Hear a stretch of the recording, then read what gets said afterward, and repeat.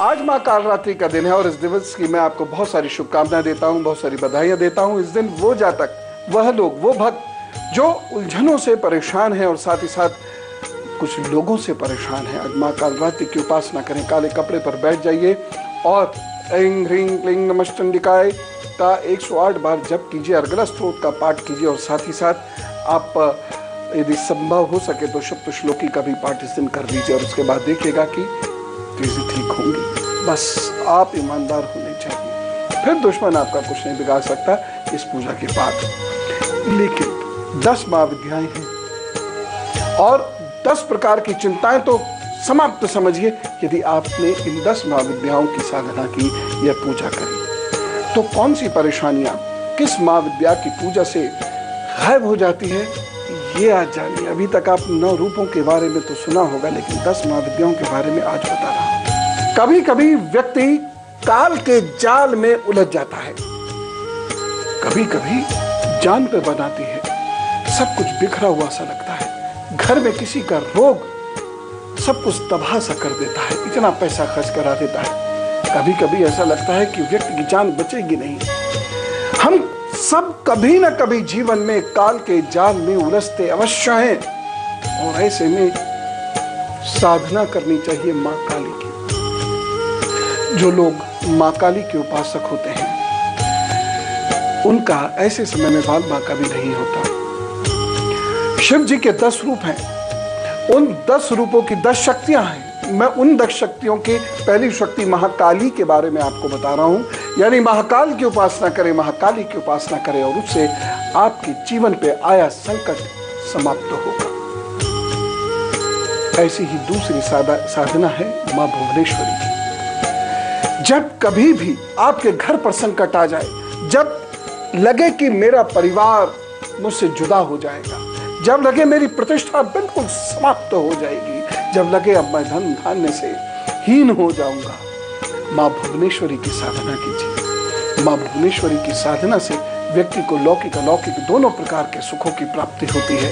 मां भुवनेश्वरी की साधना से मन में एक अद्भुत शांति आती है और व्यक्ति साधना मार्ग पर आगे बढ़ता चला जाता है। जो लोग मां भुवनेश्वरी की साधना करते हैं वे लोग बहुत खुश प्रसन्न रहते हैं, समाज का कार्य भी कर पाते हैं, साथ ही साथ दिव्य मार्ग पर चलते हुए दिव्य गति प्राप्त करते हैं और सांसारिक बाधाएं उन्हें परेशान नहीं कर सकती, उन्हें सांसारिक सुखों की प्राप्ति होती है। तो मां भुवनेश्वरी की साधना करें ह्रीं ह्रीं ह्रीं इस मंत्र के साथ। मैं कुछ जल्दी बोल गया। ह्रीं इस मंत्र के साथ उनकी साधना शुरू करिए और देखिए जीवन में किस प्रकार से चीजें बदलती। विद्यार्थियों के लिए मैं वही कहना चाहूंगा, मां सरस्वती की साधना के लिए, कलाकारों के लिए कहना चाहूंगा, जो लोग क्रिएटिविटी की फील्ड में हैं उनसे मैं कहना चाहूंगा मां सरस्वती की साधना करें। जब आप सीख रहे हैं तो पीले वस्त्र पहन के करें और जब आप सीख जाएं तो श्वेत वस्त्र पहन के करें, लेकिन मां सरस्वती की उपासना सदा करें। मां सरस्वती की उपासना में हमेशा याद रखना है आपने कि आप श्वेत आसन पर श्वेत अथवा पीले वस्त्र पहनकर बैठ जाइए। श्वेत अथवा पीले पुष्पों से उनकी आराधना आपको करनी है। अभी तो मुझे आपको वह साधनाएं बतानी है जो दुश्मन की नजर को टेढ़ी करती है, वो साधना बताऊंगा जो दुश्मन की जबान को रोक देती है। अब मैं आपको बाकी महाविद्याओं के बारे में बताता हूं, जरा गौर से सुनिए। मैं आपको बताने जा रहा हूं गुरुतारा मां के बारे में। जब सब कुछ छिनने सा लग जाए, जब आपको ऐसा लगे कि जीवन अब आपको जला देगा, जब आपको ऐसा लगने लगे आपके अपने लोग आपको जला देंगे, जब आपको हलाहल पीना पड़ जाए इस दुर्भाग्य का, ऐसे समय मां तारा को याद कीजिएगा। लेकिन मां तारा की पूजा का एक निश्चित समय है। मां तारा की पूजा रात्रि काल होती है, यानी रात से लेकर सूर्योदय से पूर्व तक का समय है मां तारा का। मां तारा की साधना में शरीर की नाभि को उससे अग्नि को उत्पन्न किया जाता है। मां तारा की साधना करने वाले साधक को कई कई दिनों तक भूख नहीं लगती और वह फिर भी एकदम शक्तिमान रहता है। मां षोडशी की आराधना यदि आप कर सके तो क्या कहना, मां षोडशी की साधना करने वाले व्यक्ति को धन की कभी कमी नहीं रहती। इनकी साधना करने के यूं तो अनेक प्रकार हैं, लेकिन सबसे सरल प्रकार क्या है, षड्यंत्र बना के यदि माँ षोडशोपचार की साधना आप शुरू करते हैं, लेकिन सीखनी पड़ेगी, क्योंकि इन साधनाओं में बीज मंत्र होते हैं और बीज मंत्र बिना निर्देशन के नहीं करने चाहिए। एक बीज मंत्र जैसे हम कहने लगे कंग कंग कंग, उसका क्या लाभ, लेकिन यदि वही गुरु हमें करवाए कंग कंग कंग, उसका लाभ होना शुरू हो जाता है। इसलिए गुरु सानिध्य में बैठ के बीज मंत्र का जप करेंगे तो अद्भुत लाभ होगा। माँ षोडशोपचार की आराधना करने से बहुत लाभ होता है। आजकल का जो समाज है बड़ा विचित्र समाज है। कोई व्यक्ति ईमानदार है, सीधा साधा है, तो उसको उसके रास्ते पर चलने नहीं दिया जाता। और बहुत सारे लोग, जब वो व्यक्ति क्रांतिकारी कार्य करता है, कुछ बड़े कार्य करने शुरू करता है, तो ये लोग उसके खिलाफ खड़े हो जाते हैं। आज बहुत सारे समाज में ठेकेदार उत्पन्न हो गए हैं, हर जगह हर क्षेत्र में ये ठेकेदार हैं। जब कोई व्यक्ति क्रांतिकारी परिवर्तन करता है तो सबसे ज्यादा परेशानी इन ठेकेदारों को होती है कि उस व्यक्ति की निंदा करते हैं। और जब ऐसी समस्या उत्पन्न हो जाए कि कुछ राक्षस स्वरूप लोग आपके सत्कर्म में बाधा बननी शुरू हो जाए, माँ वागला देवी की उपासना शुरू कर दीजिए। 10 महाविद्याओं का एक अनुपम रूप है। माँ पीताम्बरा भी नहीं कहते हैं। पीताम्बरा पीठ में जाकर, एक हिमाचल में भी, एक दतिया में, पीताम्बरा पीठ पर जाकर आप वहाँ साधना आराधना कर सकते हैं। या जहाँ पर भी पीताम्बरा माँ का चित्र है या जहाँ पर उनके सिद्ध मंत्रों का पुनश्चरण होता है, वहाँ पर जाकर यदि आप उनकी साधना आराधना करते हैं तो अद्भुत लाभ। जीभ को रोक देती है दुश्मन की, ऐसी ऐसी अद्भुत विद्या। अब मैं आपको एक ऐसी माँ विद्या के बारे में बताता हूँ जिसकी साधना करने वाले को कहते हैं अपना सर काटना पड़ता है। ये सब संकेत है, प्रतीक है, डरिए मत। मैं बात कर रहा हूं छिन्न मस्तक माता की। आप उनका चित्र देखेंगे, मस्तक उनके हाथ में है और खून की धाराएं सब तरफ बह रही। ये क्या है? क्या किसी स्त्री ने अपना मस्तक काटा है? ना, ऐसा कुछ नहीं। दरअसल मानसिक विकारों की आहुति है ये, किसे? यज्ञ पुरुष को। ये बड़ी कठोर साधना है और ये सीख कर करनी पड़ती है। लेकिन जिस व्यक्ति ने ये साधना कर ली, उस व्यक्ति को स्वयं पर जबरदस्त नियंत्रण हो जाता है। ना उसे कोई क्रोध दिला सकता है, ना कोई उसे मूर्ख बना सकता है। और सबसे बड़ी बात कि वह अनेक दिन भूखा प्यासा रहकर भी पूरी ऊर्जा के साथ दिन रात कार्य कर सकता है। यह एक बहुत बड़ी शक्ति इस व्यक्ति के अंदर उत्पन्न हो जाती है। साथ ही साथ यह किसी भी प्रकार की कमजोरी से आपको मुक्त रखता है, चाहे यह कमजोरी भावुकता की हो, धन की हो, या सांसारिकता की हो, या शरीर की। त्रिपुर भैरवी का आपने नाम सुना होगा।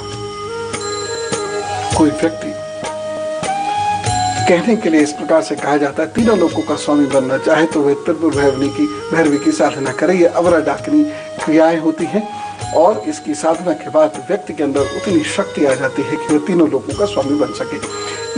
ये थोड़ा हाइपरबोलिक तरीके से कहा गया है, लेकिन ये सत्य है कि जो लोग त्रिपुर भैरवी की साधना करते हैं वह लोग समस्त सांसारिक सुखों को भोगते हुए फिर वैराग्य की ओर चल बढ़ते हैं और इन्हें मोक्ष प्राप्त होता है। आपके लिए 12 महीनों का हार, यही मेरा उपहार, करिए स्वीकार। यह अच्छा समय है। इन 12 महीनों में आपको मेहनत बहुत करनी पड़ेगी, लेकिन जो लोग जमीन से जुड़कर काम करेंगे, यानी जो लोग अहम का नाश करते हुए, अपने अंदर ईगोस को मारते हुए यदि वह बिल्कुल जमीनी काम करेंगे तो उनको लाभ हो सकता है।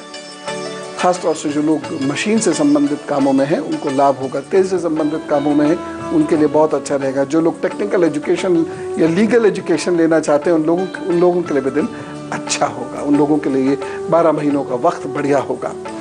इस दिन जन्मे लोगों के लिए जो अच्छा समय है वो होगा, अप्रैल तो है ही है, जुलाई भी है, सितंबर भी है, फरवरी भी है। इन महीनों में आपको कुछ विशेष उपलब्धि भी हो सकती है, कुछ खास लोगों से मिलना जुलना भी हो सकता है, उसका लाभ आपको प्राप्त होगा। उपाय कुछ करेंगे, लोहे का छल्ला अपनी मध्यमा में पहन लीजिए तो सब ठीक करेंगे। और एक उपाय रोज वाला, और वो उपाय यह है कि रोज थोड़ी थोड़ी उड़द की दाल इकट्ठी करते रहा कीजिए और शनिवार को उस दाल का दान किसी भी गरीब को कर दिया कीजिए। सब अच्छा होगा। Wish you all the best. और अब गुरु मंत्र। शक्ति के उपासकों का एक अद्भुत अनुभव मैं आपके साथ शेयर करता हूं। जिन लोगों को गठिया की समस्या रही, हाथ पैरों की समस्या रही, लकवे की समस्या रही, जिन लोगों को असाध्य रोग हुए, कैंसर आदि जैसे रोग हुए, उन लोगों को शक्ति के साधकों ने मां धूमावती की आराधना कराई और उसका परिणाम अद्भुत था। वे लोग ठीक हुए, पूरी तरह नहीं तो अपना जीवन जीने लायक तो ठीक हो ही गए। शरीर में वात पित्त कफ तीनों को संतुलित करने वाली क्रिया है मां धूमावती की आराधना, लेकिन इसको आपको करना पड़ेगा लोगों, इसके जानकार लोगों से सीखकर। और 10वीं महाविद्या है, अद्भुत महाविद्या है, और यह महाविद्या है मां कमला की साधना। अगर आपके पास धन कम होना शुरू हो गया तो चिंता मत कीजिए, मां कमला की साधना करनी शुरू करिए। लेकिन इनकी साधना के साथ साथ भगवान विष्णु की साधना भी की जाती है। मां विद्या का 10वां रूप यानी मां कमला की आराधना का रूप यह ऐसा अद्भुत रूप है जो किसी व्यक्ति को दरिद्र नहीं रहने दे सकता। कमल गट्टे की माला से मां कमला की आराधना शुरू करिए। ह्रीं ह्रीं या ऐं ह्रीं ह्रीं ह्रीं या ऐं ह्रीं ह्रीं, इन मंत्रों की साधना शुरू करिए। मन में रखिए कि मैं अपनी दरिद्रता से आजिज आ चुका हूँ, तंग आ चुका हूँ, और माँ मुझे मेरी इस दरिद्रता से मुक्ति दिला। और 1 वर्ष की आराधना कीजिए, दरिद्रता से मुक्ति तय। तो यह है वो 10 महाविद्याएं जिनकी साधना आराधना यदि आप सीख कर करें या अपने गुरु के चरणों में बैठकर उनके निर्देशन से करें तो ये खाली नहीं जाते। तो अब आपने देखा कि क्या आपका शत्रु हो, क्या आपका शरीर हो, क्या आपकी आत्मा हो, क्या सांसारिक सुख हो, ये सब सुखों को देने वाली 10 महाविद्याओं की साधनाएं हैं। आप भी कीजिए, लेकिन बात वही है, ट्रेंड होकर कीजिए। अध्यात्म में ट्रेनिंग बहुत जरूरी है। कोई भी ऐसे ही बैठ जाते हैं, नहीं बैठना चाहिए। शरीर पर, मन पर बहुत बुरा असर भी पड़ सकता है। इसलिए निर्देशन में जो आपके उपयुक्त साधना हो वह कीजिए, और माँ की कृपा प्राप्त करते हुए, आप सुख को भोगते हुए, चरित्र को अच्छा रखते हुए और माँ के पथ पर चलते हुए मोक्ष को प्राप्त कीजिए। इस दिन मैं यही कामना करता हूँ, यही मेरी ओर से आपके लिए प्रार्थना है। माँ से बच्चों, जम के मेहनत करना और आप सब लोग बहुत खुश रहना और दूसरों में खुशियाँ बांटना, भोजन भी बांटना। चलें?